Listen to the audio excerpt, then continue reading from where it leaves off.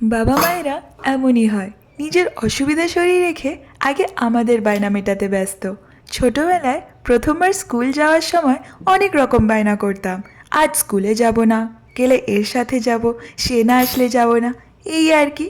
তারই মধ্যে একটা বায়না ছিল যে দুধ আর কর্নফ্লেক্স খেতে দিলে সঙ্গে চাকা করে কেটে কলা দিতে হবে, নইলে খাবই না। সেদিন আবার ঘরে কলা শেষ, আর আমি ধরেছি যে কলা ছাড়া আমি খাবো না আর স্কুল যাবও না। ব্যাস, এরপর আর কি, এত ভালোবেসে বুঝিয়েও পারল না মা। ওদিকে আবার বাবার অফিসের দেরি হয়ে যাচ্ছে। শেষে বাবাকে ইউনিফর্ম পরেই বেরোতে হলো কলা কিনতে। তাও আবার যে দোকানে পাওয়া যায় সে দোকান সেদিন বন্ধ। তাও এদিক সেদিক খুঁজে খুঁজে ঠিক কলা কিনে আনলো বাবা। সেটা খেলাম আর তবেই গেলাম স্কুলে। আজ এটা আমার কমফোর্ট ফুড, আর এই কম্বিনেশনটা খেলেই তাদের ভালোবাসাটা ফিল করতে পারি।